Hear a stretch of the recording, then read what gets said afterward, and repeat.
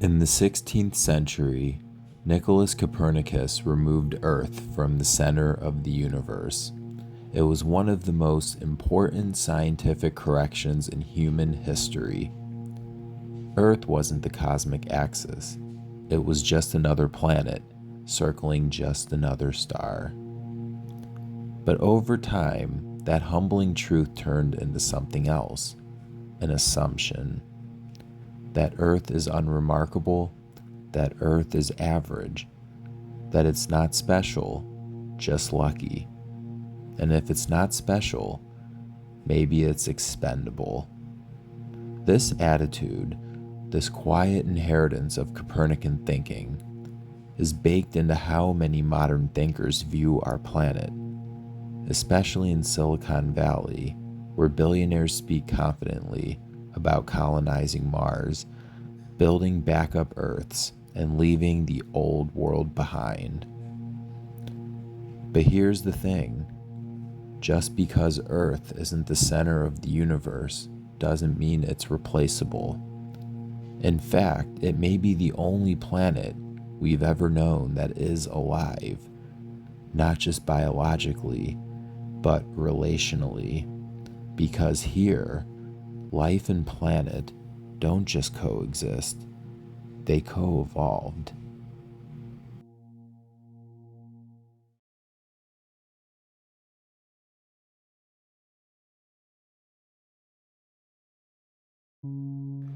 To begin our journey, we have to discuss the work of one James Lovelock, who became known for the Gaia hypothesis. But before James Lovelock became known for the Gaia hypothesis, he was helping NASA figure out how to detect life on other planets. His revolutionary idea? Don't look for organisms, look at atmospheres. Lovelock realized that a truly living planet wouldn't be in chemical balance, it would be in disequilibrium, constantly replenishing gases that naturally react and cancel each other out. Earth's atmosphere is a perfect example. Methane and oxygen coexist, even though they shouldn't. Something, or rather someone, keeps supplying both. Life. That insight helped launch the field of astrobiology, the study of life in the universe. It reframed planets as dynamic systems, capable of being shaped by the life they host. And that idea would lead Lovelock to something even bigger. Lovelock's Gaia hypothesis, developed with biologist Lynn Margulis, proposed that the Earth isn't just a host for life, it's part of life. That, through countless feedback loops, life helps regulate the temperature, chemistry, and climate of the planet. From ocean salinity to atmospheric oxygen, living systems fine-tune their own conditions. Gaia isn't a goddess, it's not conscious, but it's reactive. And over deep time, it tends toward balance. Consider oxygen. It's unstable, it reacts quickly, and yet it hovers around 21% of the atmosphere, the perfect level for complex life. Not too much, not too little, just right. This is planetary homeostasis, life shaping its environment, and the environment shaping life in return. That said, while Lovelock looked at Earth from space, Lynn Margulis looked inward, into cells.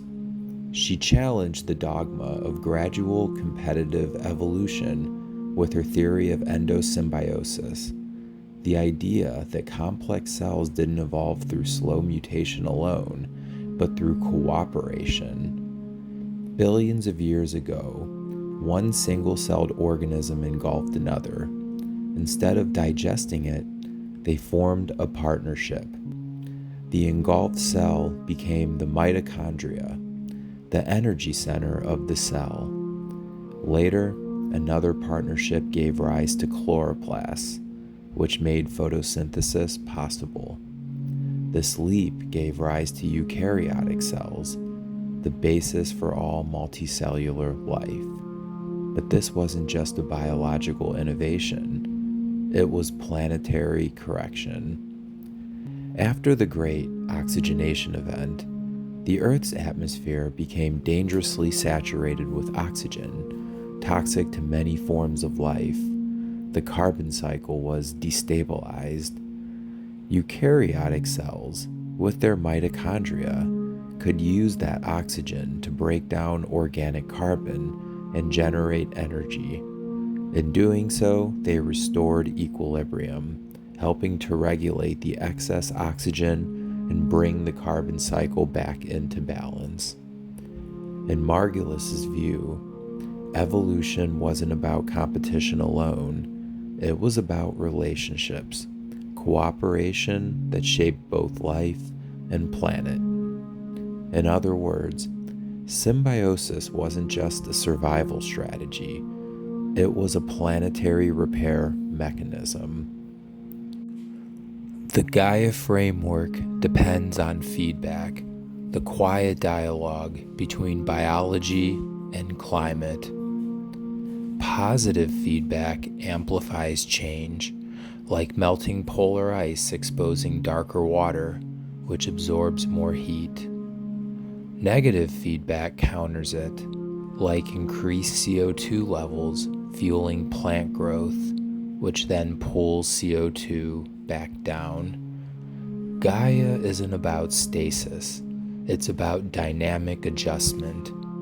Earth doesn't stay the same, it recalibrates. Take cyanobacteria. Their oxygen-producing photosynthesis altered the planet, not just chemically, but evolutionarily. New life forms arose that could breathe oxygen. Then those life forms shaped the atmosphere again. Life makes the planet, and the planet remakes life.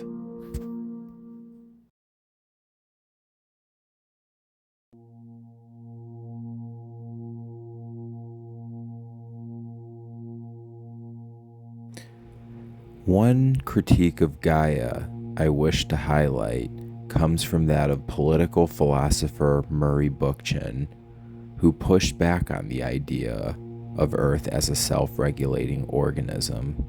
He warned that Gaia, when taken too literally, or even mystically, could depoliticize environmental action. If Earth will self-correct, he asked, what responsibility do humans really have? See, Bookchin believed our ecological crises came from social hierarchies. His concept of social ecology called for grassroots democracy, mutual aid, and ecological ethics that mirrored the balance found in healthy ecosystems. And while he rejected the Gaia metaphor, his vision could be seen as putting Gaia into practice, a world where humans organize like nature, adaptively, relationally, and in balance with the whole, not romanticizing Earth, but learning from it. Such romanticization comes from how we discuss Mars. Mars has no breathable air, no magnetic field, lethal radiation, no complex ecosystems, no microbiome. Even if we built domes or bunkers, we'd be leaving behind something essential: the trillions of microbes we co-evolved with. Studies show that astronauts in the sterile environment of the International Space Station experience immune issues, microbial loss, even psychological impacts, partly due to the absence of non-human life. We don't need oxygen. We need Earth. Its air, its water, its invisible living networks. You can't download 4.5 billion years of coevolution and reinstall it on Mars.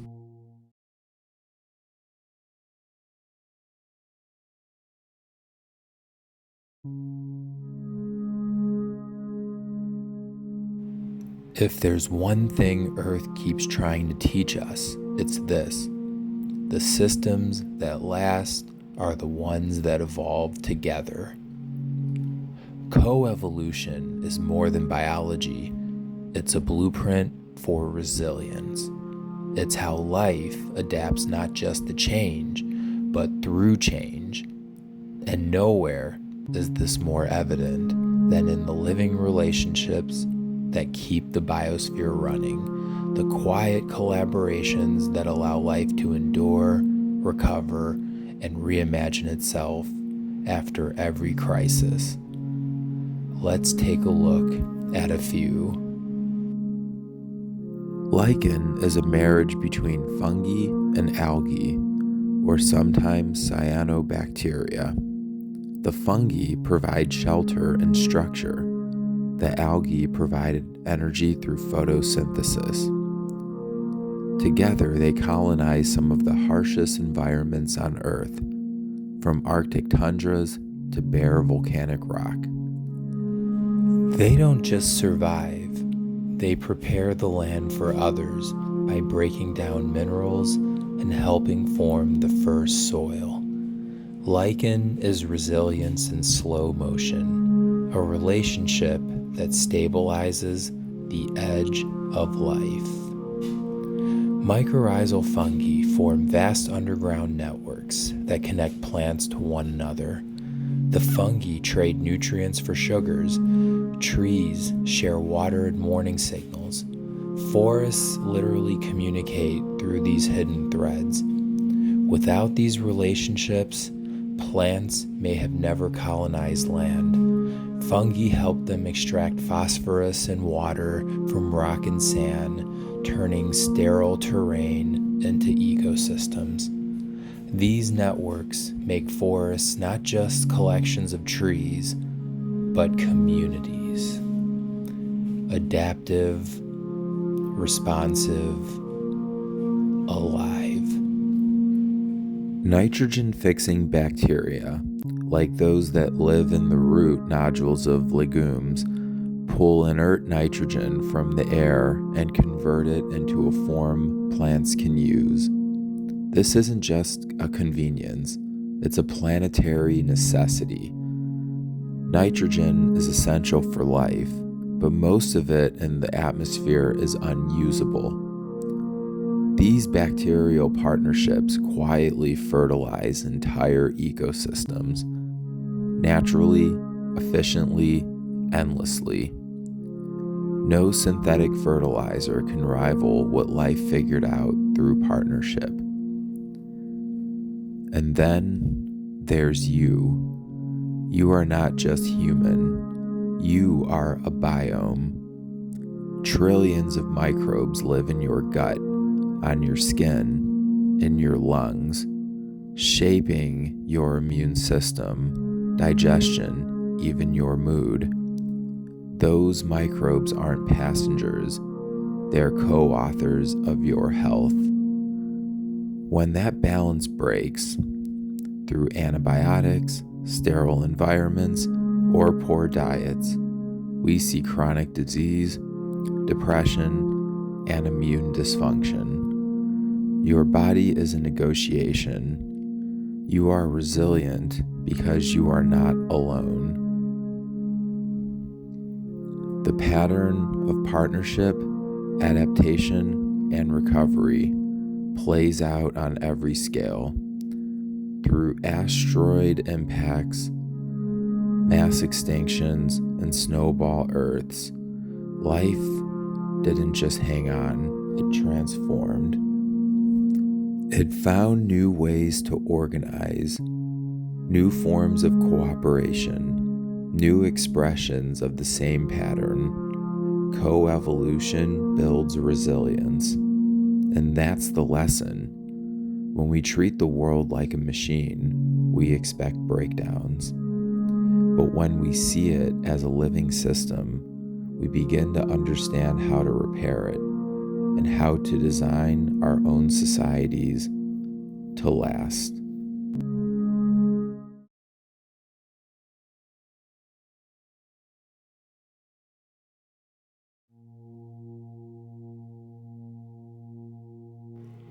We keep looking outward to stars, to Mars, to escape. But maybe what we need is to look inward and downward to this soil, this atmosphere, this miracle we already belong to. We don't just live on Earth, we live with it, we live through it. And maybe, just maybe, we're not meant to leave it. We're meant to learn how to stay.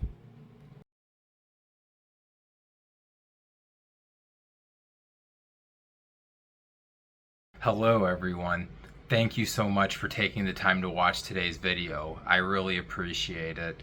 I know the video introduced a lot of terminology, maybe familiar to some, not familiar to others. Trust me, we will cover that in future videos and get into it more. I intend on this channel to get into all kinds of things from an ecological lens. But with today's afterthoughts, there were two things I was hoping to touch on, so let's get to it. So the first thing I wanted to discuss was, how does this relate to anthropogenic climate change? And the way I want to start is by highlighting a definition of social ecology put forth by political theorist Murray Bookchin, who said that all ecological crises stem from social crises. Basically, our political organizations and our social interactions inform the ecosystem around us, and it responds to us, and vice versa.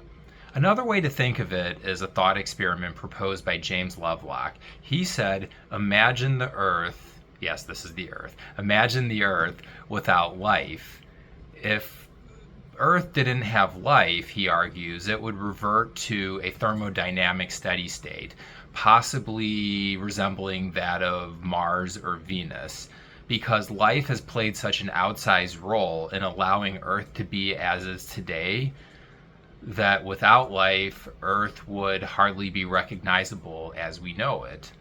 So humanity, and with it our civilizations, our cultures, our society, have an overwhelming role to play in ecological crises. If anything, ecological crises only exist because they are our crises. We are having trouble living on the world. Otherwise, Earth would be a planet like any other in the universe. Second, I wanted to answer a question that was in my own head. Maybe it was in yours, but I've seen this question posed before in response to the assertion that there is no planet B. Are we stuck on Earth? And this is important because if we are going through this existential crisis that is rooted in ecology, do we not have a way off of this planet that's burning all around us? And the answer is yes, we will probably get off Earth at some point, but what time scales are we considering?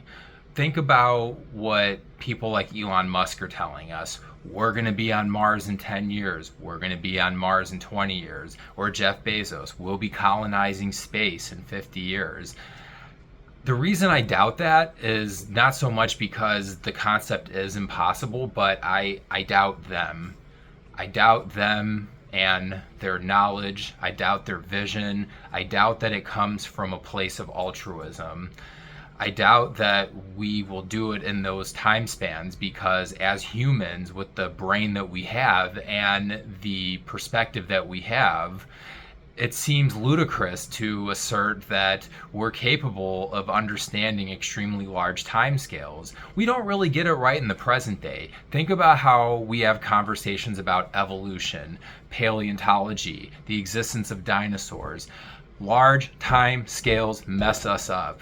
So how are we going to have honest conversations about things that are happening in gargantuan timescales when we are ignoring the ever-present concerns that we need to address?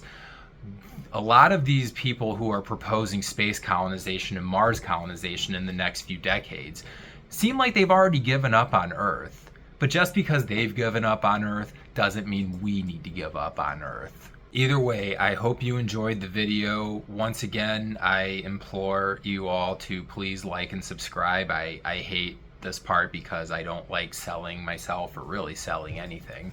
That said, though, it'll help. Overall, I want engagement from this. If I had gotten into this just for the clicks and whatnot, then I would maybe like make cat videos or cooking videos or something, but I can't cook. I do like cats though, so I'm a cat person, in case that helps my case for why anyone should like and subscribe. Anywho, great for you to join me today. See you next time. Peace.